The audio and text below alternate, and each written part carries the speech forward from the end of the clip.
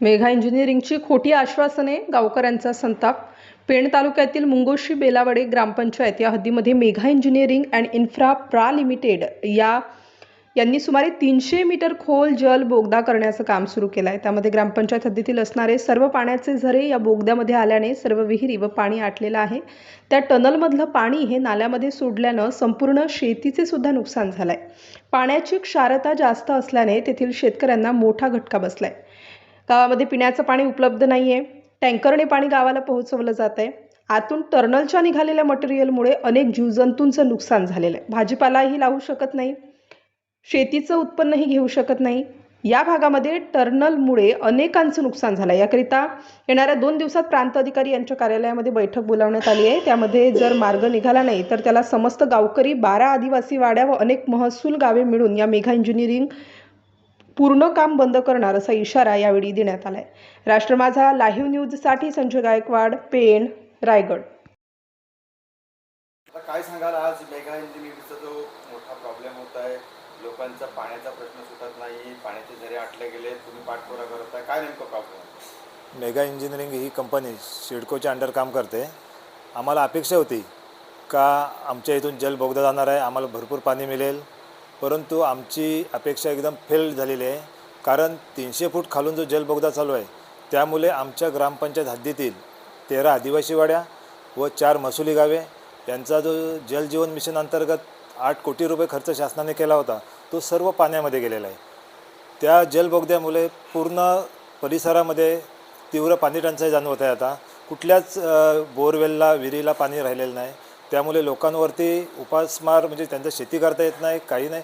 त्यामुळे वारंवार त्यांना सूचना देऊनसुद्धा सिडको प्रशासनाला, मेघावाल्यांनासुद्धा, तरी पण त्यांनी अजूनपर्यंत काही त्यावर ठोस उपाययोजना केली नाही. ते गावासाठी, पूर्ण एरियासाठी टँकरद्वारे पाणी पुरवठा करतात, पण टँकरद्वारे पाणी पुरवठा हा का परमनंट नाही, हा टेम्पररी झाला.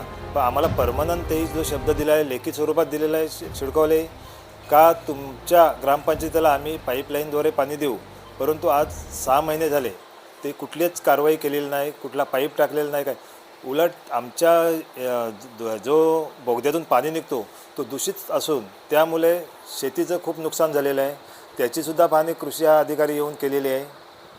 परत पशु जे आमच्याकडे पशुधन आहेत, गाई, म्हशी, त्यांनासुद्धा आज 6 म्हशी दगावलेल्या आहेत. त्याचासुद्धा भरपाया कंपनीने दिलेला नाही.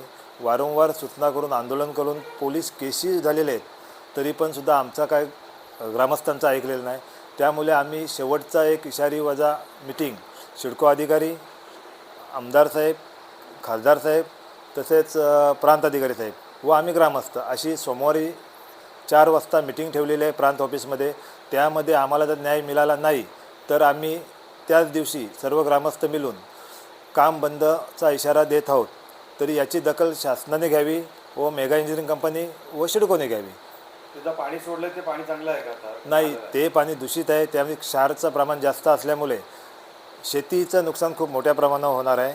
त्याचं आता दिसणार नाही, पण भविष्यात शेती पूर्ण नुकसानीत जाणार आहे. म्हणजे ते झरे जे होते तर ते झरे संपूर्ण त्या बोगद्यामध्ये गेलेले आहेत. आणि त्याच्यामुळे इकडे त्या गावा ठिकाणी कुठल्याच विहिरीला याचं पाणी राहिलं नसेल. नाही, हेच तर ह्याच्यावरती आम्ही त्यांच्याशी लढा देत आहोत. आमची एकच मागणी आहे, आम्हाला तुम्ही पाईपलाईनद्वारे, सिडकोच्या पाईपलाईनद्वारे पाईपलाईन गावात आणून एक टाकी बांधून संपूर्ण ग्रामपंचायतीला पाणी द्यावा व त्यातून निघणारा जो पाणी आहे तो दूषित असल्यामुळे तो खाडीला नेऊन सोडणे पाईपलाईनद्वारे, जेणेकरून हा त्रास शेतीला होणार नाही. एवढीच आमची विनंती. अधिकाऱ्यांनी काय सांगितलं तुम्हाला? अधिकारी शब्द दिले, तो जेव्हा कामाला सुरुवात होईल तेव्हा आम्ही मानू का नक्कीच काम होतोय म्हणून प्रांत अधिकारी कार्यालयासमोर शेवटची मीटिंग ठेवलेली आहे. कारण बऱ्याच आधी झालं तर मग तुमची पार्श्वभूमी ही सर्व ग्रामस्थांची आक्रमक भूमिका राहणार आहे.